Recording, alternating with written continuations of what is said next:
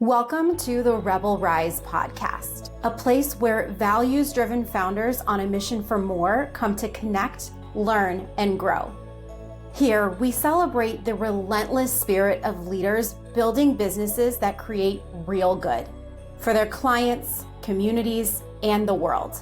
No subject is off limits, and every episode is designed to bring you clear strategy, steady leadership, and people-first operations you can actually sustain.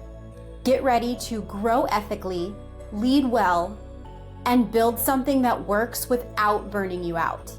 Your impact journey begins right here. Let's go.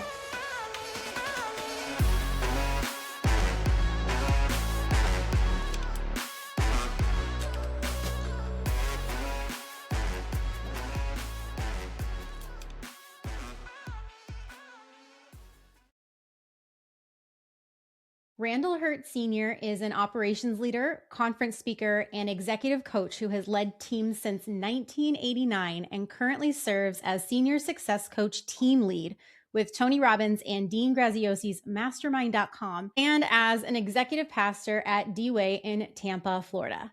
Randall, I am so excited to have you here. I don't know why I've never had you on the podcast, but you're here now.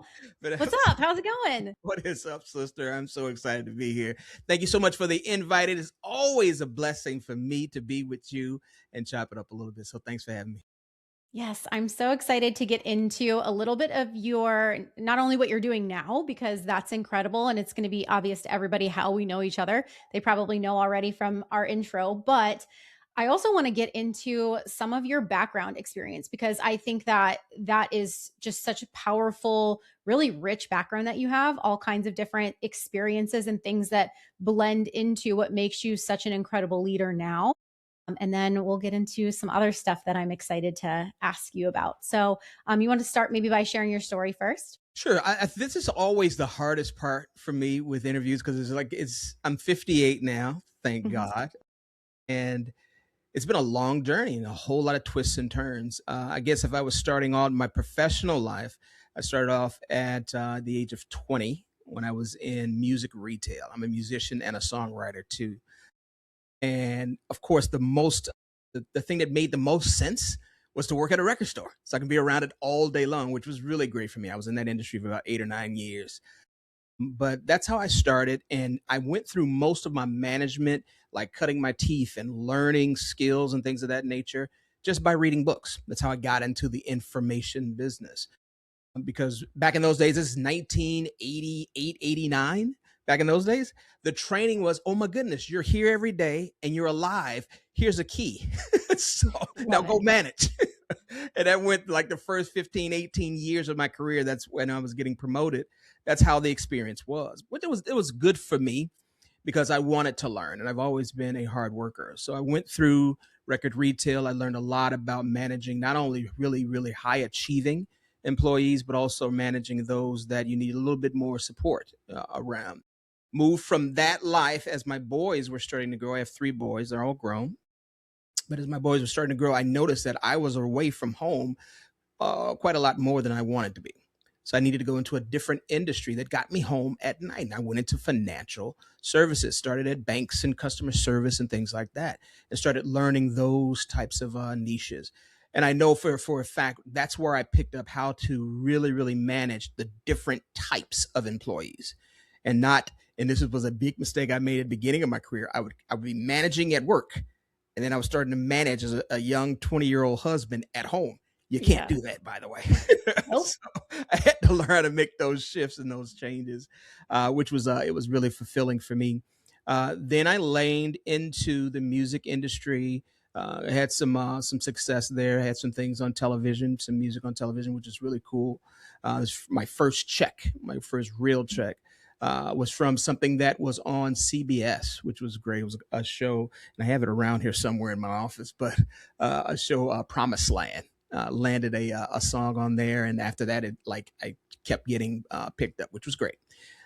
Leaned out of that industry a little bit more into business and started building real estate businesses and things of that nature, which got me here into the information business with Tony and Dean. Because it's like you have this thing in you as an entrepreneur and as a business person, you have this thing that you want to do, but you can't quite put your finger on it. And all the industries I was going through gave me skills to get me here. And I'm really grateful to be here with you and to be, here, heard and seen by so many great people that are really striving to be the best version of themselves. So that's me. Yeah. And it's so fun. Obviously, we know each other through Yeah. mastermind.com and Yeah. coaching and helping other entrepreneurs to launch their very first business. One thing you didn't mention though is your work with the church, which you're Mhm. still doing. Yes, yes. I actually started. It's a really interesting story. When I was younger, I started playing drums at 13, and was in church because I love music. So I was in every service. So what I wasn't really understanding as I was going to every service is that while I was there for the music, I was hearing the word, and it really got into my body. And I started to look around at leadership, and as I've done in corporate America, started looking around at leadership and say, "That's wrong. That's wrong. Oh, he said that wrong. Oh, she did that really wrong." And Mhm. one day the Lord spoke to me and said, "Okay, so what are you going to do about it?" I'll never forget it. I was in Sunday school learning a lesson. I don't even remember the lesson, but I remember hearing that voice say, "What are you going to do about it?" And I'm like, "Well, what can I do about it?" Because I didn't know. First of all, I didn't know what the voice was. I'm like, I hear something and it's asking me a question that I am absolutely, it's like it's driving me to answer it. I can't like avoid it. So I'm like, I'm going to fix it. I just don't know how. And from that moment on, I started really paying attention to that voice and what was going on in my heart. And my life was changing because I've learned, and this is something I've learned with Dean, is when he does the exercise, the 7 layers deep exercise, you really start to determine. For those who don't know what this is, you start to determine why you're really doing what you're doing, why you're infecting the world like you're affecting it. And what I found out about me, Vanessa, is I want to help. I want to help. People have taken advantage of that in the past. And there are some people that I know for a fact I've changed their whole family's life and trajectory based on what I shared with them. And I got a chance to do that work in church. And I was sharing, we were talking actually in a meeting last week. We were listening or talking to a potential client and a potential employee. And we were sharing that this will be my last job. This is it. I've figured out what aligns my creative, my business, my spiritual, and the thing that I want to do on this earth the most, how I want to help. It's all in mastermind.com, and it's everything's aligned right now. So I serve right now as the executive pastor at D-Way Church, and church is about, well, it's going to be 17 years old this year. Very vibrant church in Tampa, growing, incredibly focused on the Word of God and helping people understand how to mature in this life. So that's the other part of me. That's the other part of me. One of my favorite things from what you shared, and also just the conversations we have had, because you and I have some really Yes. great conversations, especially when you're here visiting. But I love how you use your relationship with God and the work you do within the church to also help to lead and guide not only you with your decisions and how you lead the coaching team at Mastermind, but also how you lead students and your own decisions. Like, I know there's been so many times I've asked you, when things feel like they're going sideways, I'm like, Hmm. Randall, how do you stay so calm and normal? Like, it feels like nothing bothers you. And you always say, I trust me. I trust the situation, and I'm not afraid of making really hard decisions. Because when you get set in your mind, and I would love to share this with more people, when you get set in your mind that this is what I'm going to do, and then you venture and you know that that thing aligns with not only your heart center, but also aligns with what your creator wants to do for you, things change. You react very differently. You react and respond differently than most people because I'm very confident about the fact I'm going to be fine. And I'm confident in this too. I don't have to know how it's going to happen. I don't have to know. I trust that I'm going to be fine. I trust and be fine. so what I want to highlight about what you just said right now is Mhm. that this is the same, regardless of what belief system you hold. what you're talking about is the same, whether you are Christian or like I have a lot of people that come on this podcast and we talk about manifestation, and it's the same. It's about trusting yourself, leaning into the process, and just kind of being guided and knowing that it will all work out. And it's always been such a strong reminder for me, and also a point of curiosity, because I wasn't raised in a heavily Christian environment. I've probably stepped foot in a church 5 times in my whole life. And so that's why I always We got to get you down value. here in Tampa. I know, right? Then you'll have me in there every day. Go. But it's made me so curious, and because a lot of the experience that I have had with that has not been positive. And so to know you and to be close with you and to be able to have these conversations and ask you questions where I'm like, I don't even know if I can ask this. But to be able to do that has really shown me that our belief systems aren't really that different. And at the end of the day, it's about faith or belief or whatever you call that. And I just admire so much about you. You lead with that every single day. I think I know with myself, I struggle. Sometimes I'll have days where I'm choosing violence and I'm just like angry, and I want to be angry. And I think there's power in that too. If I decide, if I'm making a choice, I'm like, well, I could choose not to be angry right now. And I am choosing to be angry. That's a whole different thing. But just you leading by example in that way has shown me so much about how you can still lead with grace. And you can have a moment to be mad, and you shouldn't sit in it, because it does always work out in your favor, no matter how many things change when you think it was going to work out a different way. You sure you haven't been in church? Because you're talking right. I'm going to tell you, you said something that I thought was really good, and it kind of informs how I kind of live my life, and that's leaning into the process. A lot of folks, they will, and this is something I learned many years ago, as far as the process is concerned, they'll deem that because something's hard, please take it away. And I always tell folks, never, ever pray that prayer. Never pray that prayer. Your prayer should always be, if this is for me, let me go through it and learn the lesson I'm supposed to learn. If this is not for me, shut it down right now. If this is not because this issue, this opportunity, or whatever you call it, if it's not something that's going to build me up, and it's something that you want me to have in my body so I can move on and share it with somebody else, turn it off right now.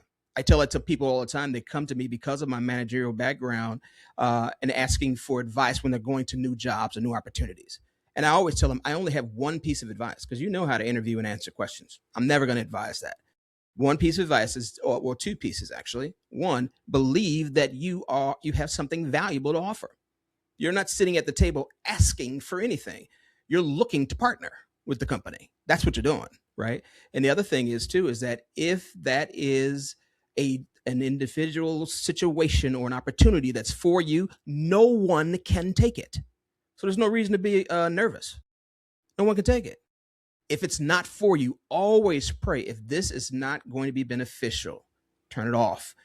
Cancel the interview. Let them hire somebody else. Let the budget dry up or what have you, because you don't want to waste that time. It's too precious. Yeah, I agree with that. And something that a conversation I've just been having with myself recently, and it's not the first time that I've been in this place. I think in personal development in general, you run into this constantly. Yeah. And something may be for you for however long it's for Right. you. That's a It good might be point. 6 months, it might be 8 years, Yep. but the moment that it's not, and that's kind of where I'm sitting right now, is in this season of, shedding, and everyone's talking about how it's the year of the snake is ending. And with the Chinese New Year, it's the year of the horse. And so there's a lot of shifting that I'm feeling. But I'm really being challenged to let go of something that I've been so passionate about for the last 2026 now? So 7 years, something that I thought that I actually just formed an LLC on it Nice. not too long ago. And now I'm like, oh, actually, I might have to put a big fat hold on that and step out of this completely. Like, something is just telling me like it's time to not even just take a pause from like you being involved and having minor involvement to like, no, you need to have no involvement. That's powerful. That's maturity though, Vanessa. That's maturity. Even it hurts. The fact it does. Growth hurts. Growth hurts. Yeah. Even the very mere fact that you're having those discussions with yourself, that's maturity. And always lean into what you're hearing in your heart. One of the things that a lot of folks will say, and I think I kind of alluded to this a moment ago, like they'll back up from things because it's hard. I'm like, when you see the hard thing, that's the thing you really push into, because you're about to learn something that is going to change the trajectory of your life. It's going to change how you think. It's going to change how you feel. It's going to change how you react and respond in life. I'll tell you a quick story. I was in the insurance industry. I was a sales manager in insurance for Zurich Insurance and Chase Insurance. I was in my office one day, and a young lady came to my office, and we were just chatting, like having coffee or something. And she asked me the question. She's like, Randy, why don't you react and respond? I think we've had this conversation before. Why don't you react and respond? Like, and there was like this big major change that had just happened, and I had just delivered it to my team. And I'm in there and I'm just having my coffee. I got my music on and I'm just enjoying the rest of my day. And they're like, how are you not upset about what they did? There was a reduction in money, reduction in staff, and there were some services that we had as employees that were being turned off. It was significant change. And every manager was like up in arms, right? Some left that day, right? And they're like, why don't you get like aren't you upset? I'm like, yeah, I'm very upset. But this is the decision that was made. And I know I'm going to be fine. And you're like, how? Like, because I just know. Because I just know. How do you know? It's a built muscle is what I'm trying to get at. It's not something that just... Like going to the gym. Yeah, it's like going to the gym. It's not like something that's like presto and you have it. It took me decades to get there. And it's all about faith. It's all about the fact that who are you trusting in? Are you trusting in your job? And my pastor in Chicago used to always tell me, I'm in Tampa now. My pastor in Chicago used to always tell us that your job is not your source. It's not your source. Nor does anyone have any control of what's going to happen to your life or in your life except for your creator. And if you trust that, and you trust who your creator is and what your creator has already said that he wanted to do for you, my creator said that I would never leave you or forsake you. My creator said that no weapon formed against you will prosper. My weapon said, I will never, ever put you in a position that there's not a way to get out, a way of escape. He always, that's what he said. So when you get in those situations, you just repeat back to him, well, God, you said this and it don't feel like that. And you said this, but it don't feel like that. You know, I feel much better now. I'm just kind of breaking for a second. I feel a lift in my spirit. Yeah. This was a rough week. And this conversation has really helped me. All right, I'm going to get back to business. Okay, go ahead. Good. Every time we talk. Yeah, exactly. I love it. So when something starts to change and it doesn't feel like it's for us anymore, I think sometimes too, just kind of like based on what you were saying, we also have to have a little bit of discernment and trust within ourselves to know when to walk away, because I think that's part of what my shedding is that's happening right now is I think I've been resistant.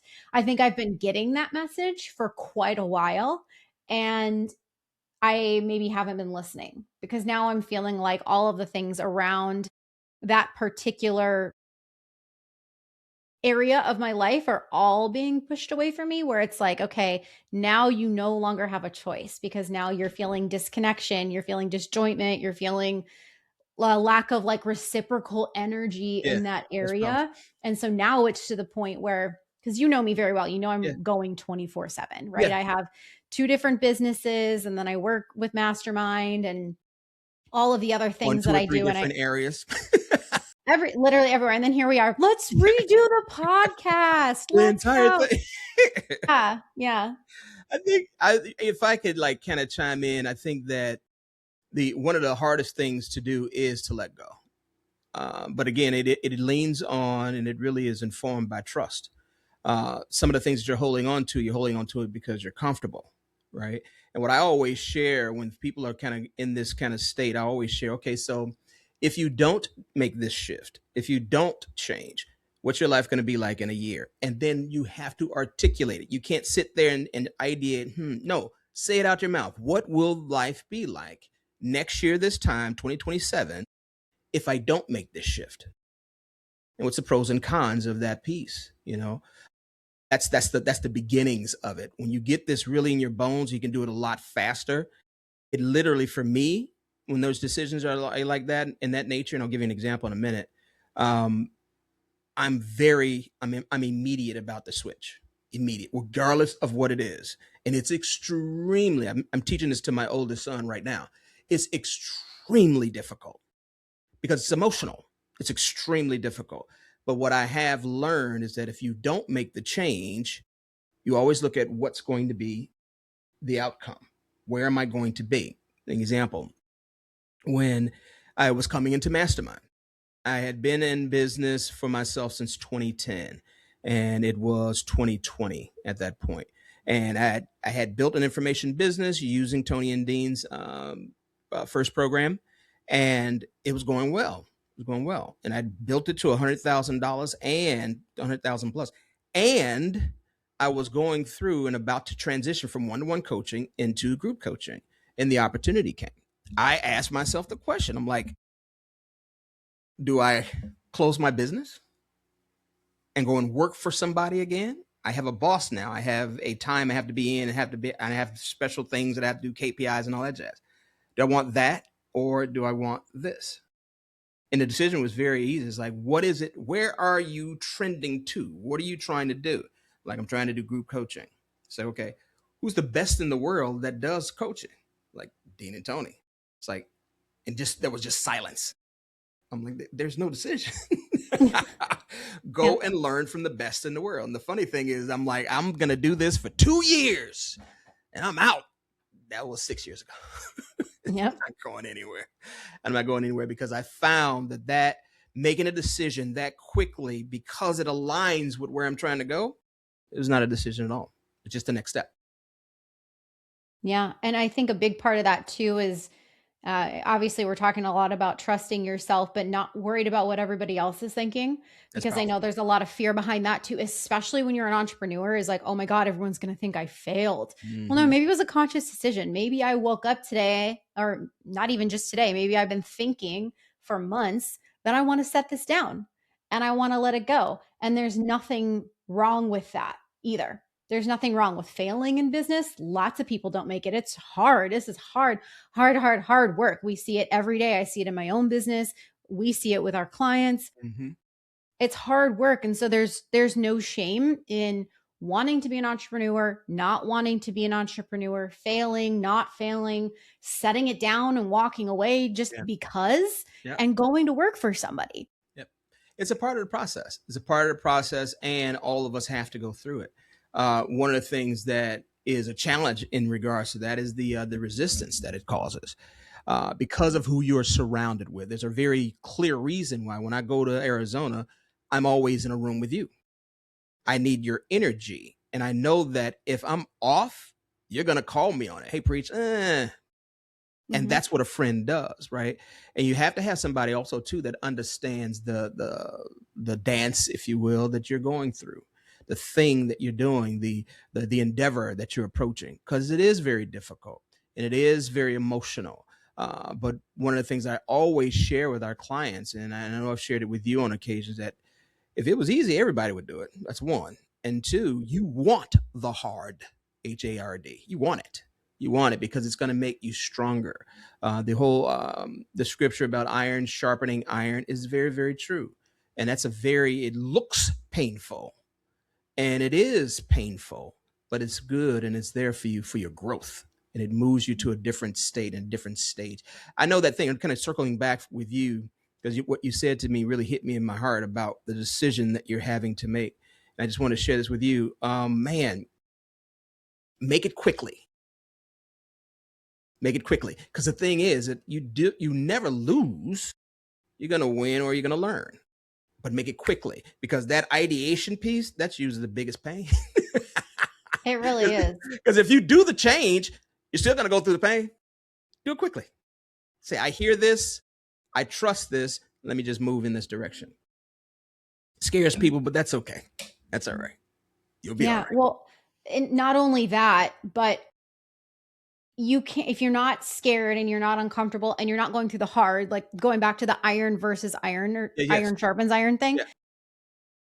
everybody wants things to be easy. Like, I even feel like that now. Like, oh, why can't someone make this decision for me? Why Yeah. can't I send my mom or my Yeah. Yeah. dad to go, like, because Yeah. she can't do this? You know what I'm saying? Yep. But the point is that, without the darkness you can't have light. Same concept, right? Without the hard you can't enjoy it at the top. If everything is so easy, which I do see businesses, I don't know if you do, but probably, where it's like they came from a lot of money and everything was easy because they already had connections and stuff, and Yep. they don't value it, they don't take it Right. seriously, they don't support other businesses. All that to say that, if you try to run away from the hard, ask source or creator or God, whoever, to take the hard things away and to handle it for you, which, yes, to a degree they do, but I think we still need to be challenged to go through that process so we can appreciate those things more. Yeah. I It's grew up in a household where my parents always wanted us to work and to earn things to appreciate them. And so I think that that's a really important part of what you said too. It is. I wrote down the word as you were talking, the word easy, and I wanted to kind of circle and kind of chew on that for a moment. Um, and I'm going to ask a question, and then I'm going to make a comment. But what do you think, or why do you think human beings want things to be easy? Why do you think we want that? That's such a good question. I think the thing that just came up as you were asking me that is, I think this might sound kind of scientific, but I think it goes back to fear, right? It's Okay. uncomfortability, it's fear. Our brain wants to keep us safe and comfortable. Yeah. And I think that if it's not easy, because it feels so like wobbly and we're unsure, it Yeah. feels like we want to go into our cave and hide. Yeah. And so if we can do that, if we can relieve that pressure and that pain, then we want to do that because it's safe, but it also makes us stay the same. There's two things. You're absolutely right. There's two things I want to add to that. One, I'm going to go spiritual, then I'm going to go natural. The spiritual piece is the very reason, I don't think I've ever shared this with you, V. The very reason that I accepted salvation was I was in church. I was hearing the word because I was a musician. I was there, but I wasn't saved and really going after Christ. Not at all. I was a musician, right? I wasn't living crazy, but I was a musician. And we were studying when Jesus went to Gethsemane, and he's there, and Jesus said, and it's written in, I think that it's shared in each of the Gospels. I know it's in Matthew. And he was praying to God, and he's like, God, let this cup pass from me. And we can go through the rest of the story, but that piece right there, it just hit me that day. I'm like, wait a minute. While he did volunteer to come down, he was who he was. He was God in the flesh and all these wonderful things. And my mind was always like, well, of course he did it because he's God. He knew it was, he knew he was going to get up. So of course he did it. But that's not what scripture shares. Scripture says he was scared. He was like, dude, I don't want to do this. I know what this is about to be. And I don't want no parts of it. The second line after that colon, the semicolon, was, but not my will, your will. That's the spiritual piece of it, that I know it's going to be hard. I really don't want to do it, but I'm going to. Because one, I know I'm supposed to, and two, it is the only way that man could get back to you. So I have to do it. That's the spiritual. The natural piece for me was, we don't realize as human beings in this existence, we don't realize that, or realize quick enough, that the hard things we go through are exactly the things that move us and propel us forward. I don't know how we miss that. I don't know how we miss the fact that, the worst thing in your life that has happened to date, you survived it. And understand that you can survive other things. There have been lower degrees of things that have happened to you in this world and in this life that you survived also. You're still here.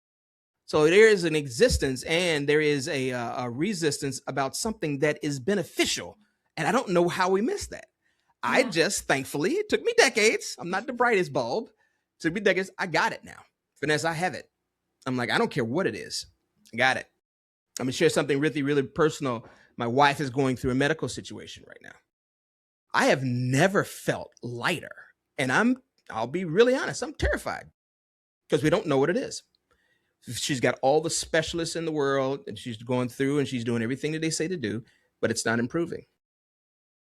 How am I so calm? How can I continue to work? How can I continue to live? I can continue to share on this podcast with you and not sit in that room with her and just like, be afraid, because I trust the Lord that made her. And I know that whatever is going to happen, it's going to be not only for her good, but it's going to be for my good as well. Whatever it is, it's for our good. That's a product and a residual effect of saying yes to the hard stuff and building that resistance, that man, it's like the coating on your countertop. It's got that really good enamel on there that can't really crack or scratch easy. It builds that resin, like little covering for you, and you go into it very calmly, because it's like, I know it's going to be okay, whatever the outcome is. It's gonna be fine. Mm-hmm. Yeah. Well, also you can't do anything about it. It's out of your control. And that's something that I talk to myself about all the time, is like, okay, well, you can kick and scream and be frustrated and wish somebody else would make the decision for you. And it can be as painful as it needs to be. But at the end of the day, there's so many things that are outside of our control. The only thing you actually can control is your reaction to it. Your reaction, your state, how you determine that you're going to show up. And how you determine, oh my goodness, I was looking at Tony. I don't know if you've seen it yet. He has a great podcast that just came out on one of your competitors, DOAC. But I was looking at a little bit of that yesterday. And one of the things that he's taught and he continues to teach is your situation is all based on the story that you tell yourself. What's the story you tell? It could be one issue, but what is the story that you're going to tell yourself and accept? It can be a positive, or it also can be a negative. You get to choose. When I learned that, Vanessa, everything changed. I'm like, I get to change it. I get to say, oh, this illness that Vicky's going through, that's just the next stage that she's dealing with. That's all. And she's going to be fine. She's getting better. Thank God. Yeah, good. Yeah. I'm always hoping that she's a little bit better every single day. A little bit better every day. Good. Mm-hmm. Good. I love it.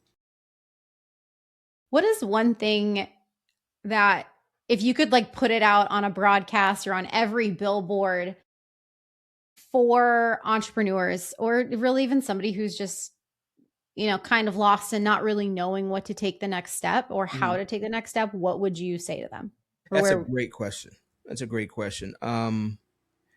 And as I deal with thousands of entrepreneurs on a yearly basis, I think one of the things at the core, if I could tell them anything, is don't be afraid to be great.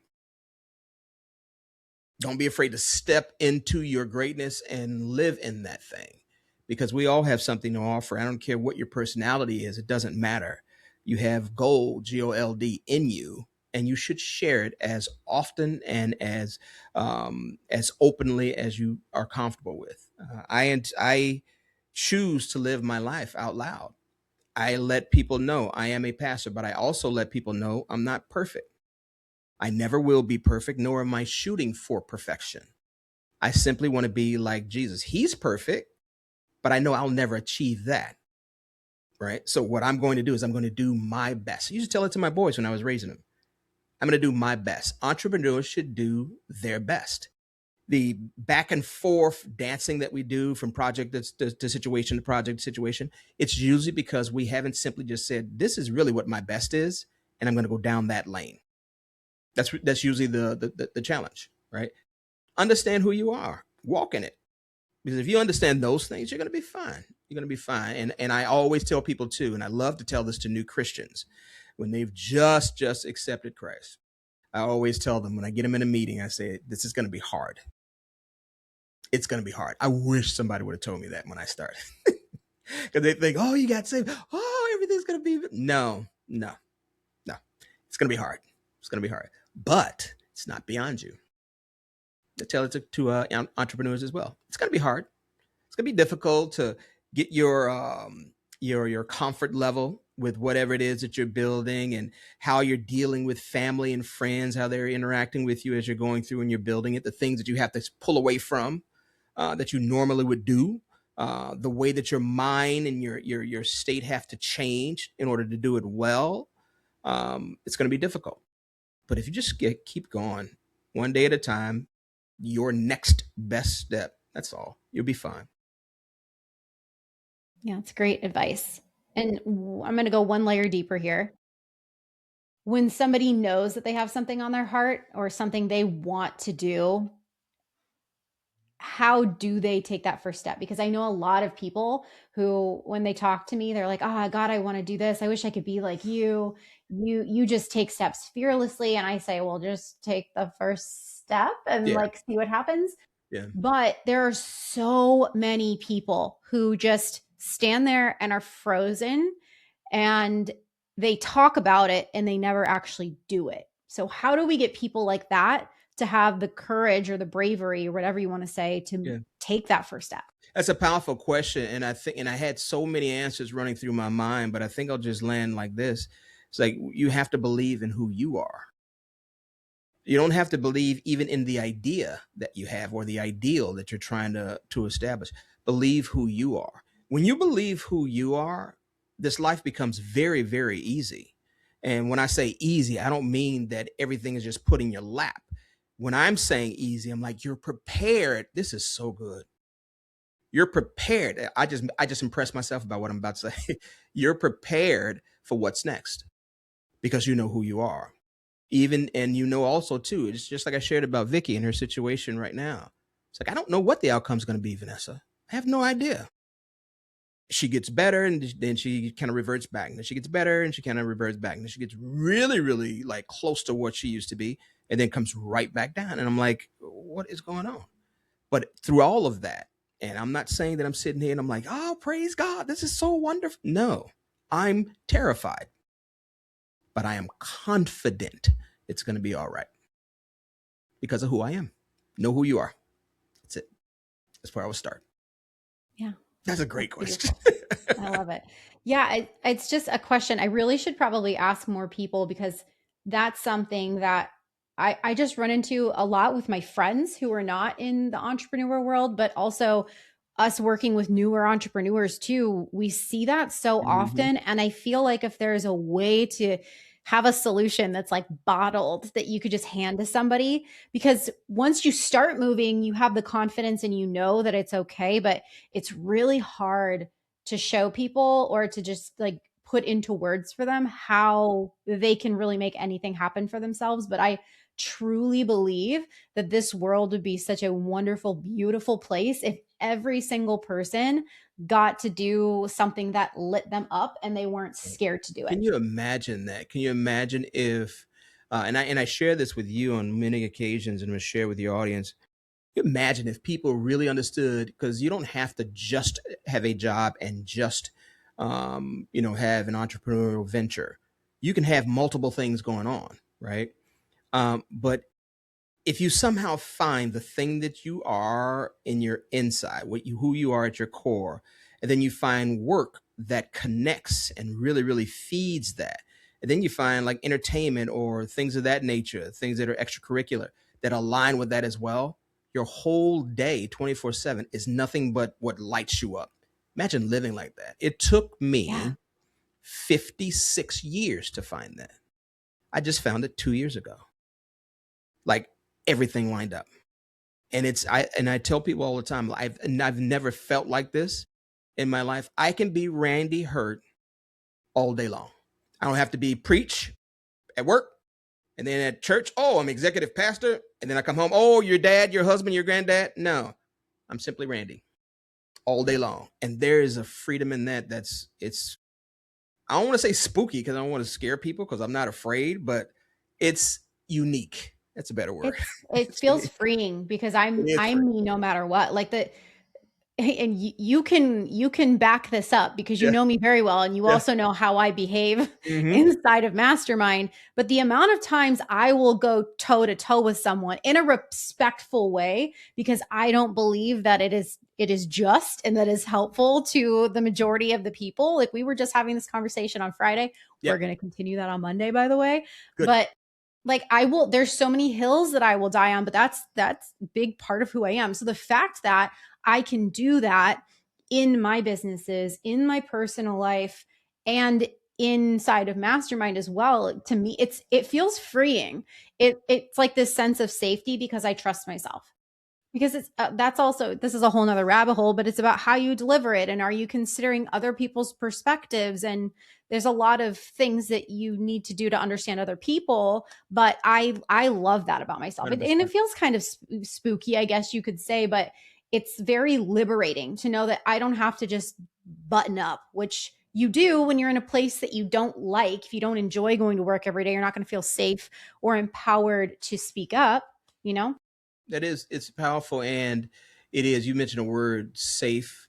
And a lot of times, a lot of folks, and it's just what I've kind of experienced. A lot of people will kind of make themselves unsafe because what they don't recognize that you can be who you are. And you said something that was very key. It's how you deliver the information that you have to deliver. Sometimes this particular moment, it's not when you say it.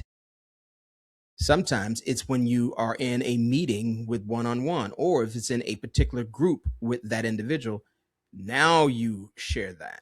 Or it may be simply that you're doing having a conversation with them and they bring it up. My pastor calls it the alley oop. It's like you open the door, I'm running in it because I've already recognized it. So I'm gonna run in there because now it's time to start talking about it. And if we react and respond in this life like that, we'll have better conversations. That's one of the things that I'm really focused on in 26 is conversations and clarity. I want to be really intentional about the conversations that I have this year, and that even as it relates to my team or my leadership team at church or something like that, I want them to understand my heart. I want them to understand why I'm making the decisions that I'm making. And I also want people to understand that they can say what they need to say, but please don't discount the fact if I push back, because you'll have to recognize that I will always push back lovingly, even when you don't. I know how to absorb it. So it's probably going to make you very angry that I won't get angry. I will keep having the conversation because it is important to me that you understand what I'm saying and that I understand what you're saying. It's important. And I want to get really, really, I want to dig down and get more intentional about that as we go through this year. It's one of my goals. Intentionality. I love it. Intentionality. It's your official word of the year. Yeah.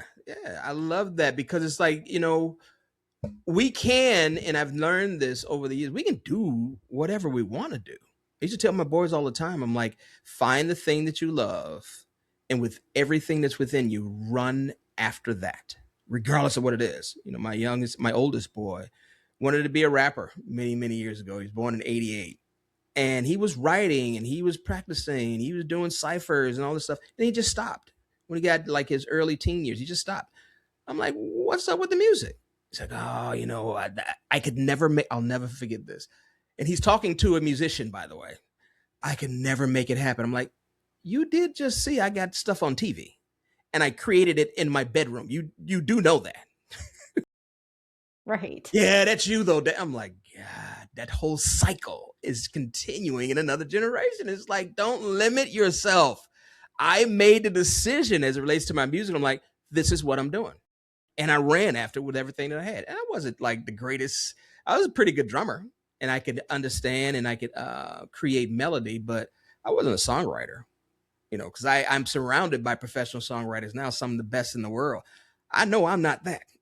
I've seen oh my goodness, like the top tier songwriters and sat at dinner with them and just listened to how they think about creating and music and the world around them and how they bring things out of just the ether and create this beautiful work of art.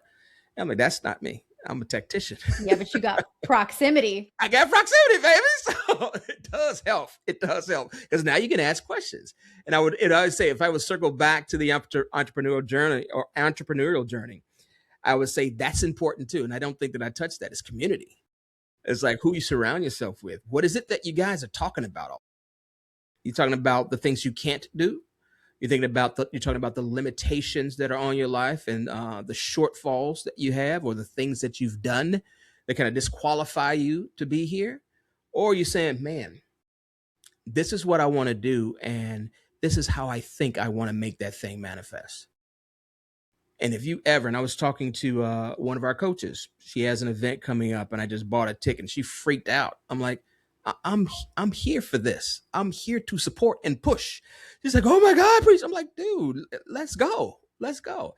I want to be that dude.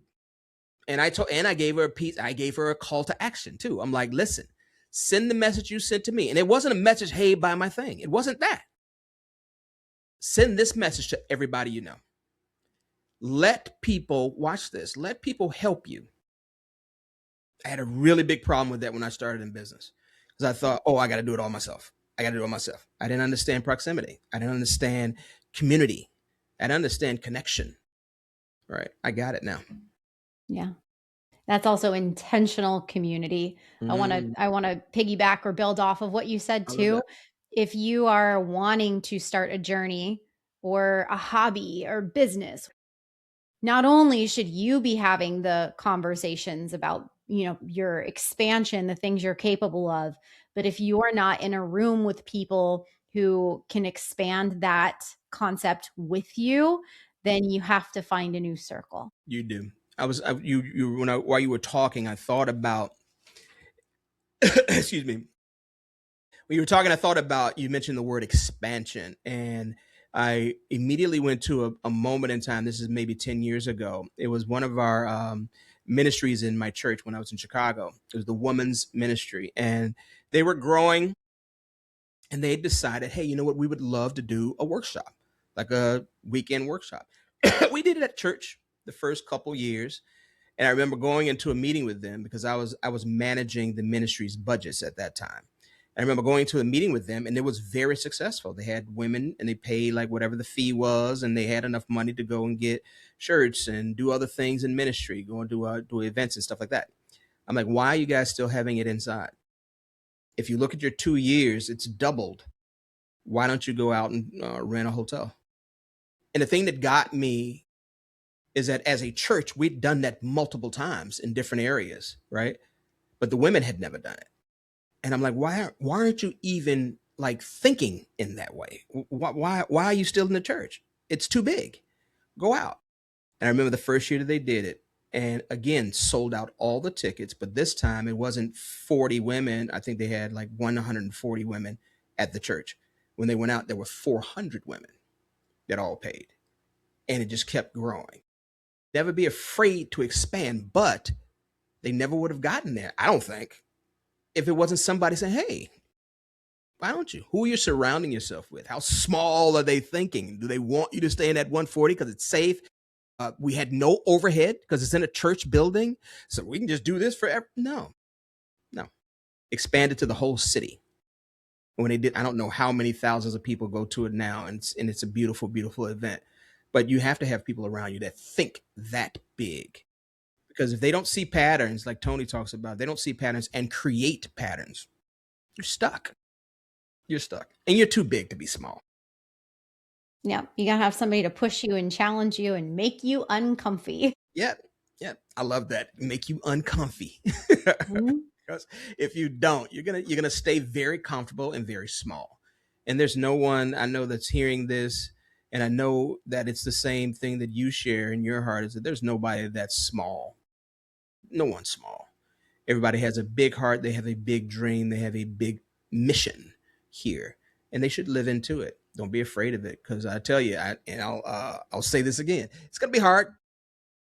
It's gonna be hard, but it's not beyond you. Go out there and get into it, because it's gonna be waiting for you your whole life. It's just gonna keep coming back, because you won't be able to get away from it. Like, it just keeps nudging you. Go ahead and get into that. Get into it. Yeah. And you don't want regrets, right? Like I don't want to be at the end of my life saying, man, I wish I would have tried that. Yeah. I would rather be like, well, I tried a whole lot of shit. Yeah. And some of it worked. Some of it was horrible, but I learned a ton. And when I tried something else, I took those lessons and I applied it, and it made it easier. That's the easy that I'm talking about. It's not easy because it's just so given to you. It's easy because now I have tools to help me manage through it. That's all this life is. I tell people all the time that the Bible has the answer to every issue under the sun. It's all in there, all of it.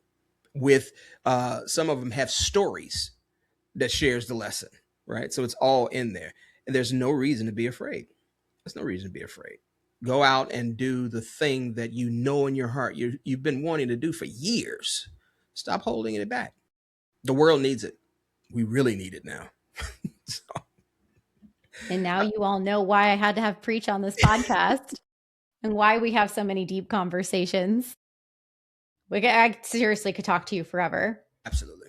I love it. If anybody wants to connect with you, where would they find you? You know, the best place is Facebook. If you just Google my name, Randall Hurt Sr., you can find all my social stuff, but I spend most of my time on Facebook.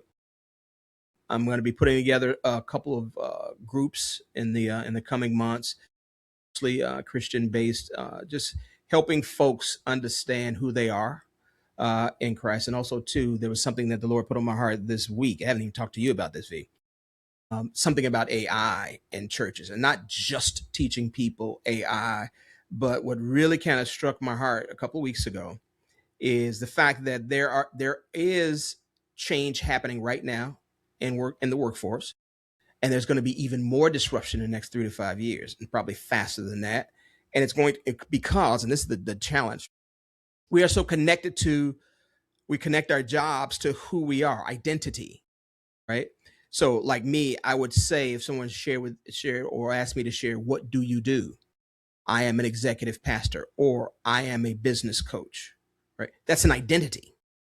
There are some people, and for me, it's a label, and I'm good with taking it off whenever I need to, right? But for some people, it's who I am. I am an executive pastor, which means I can only do this.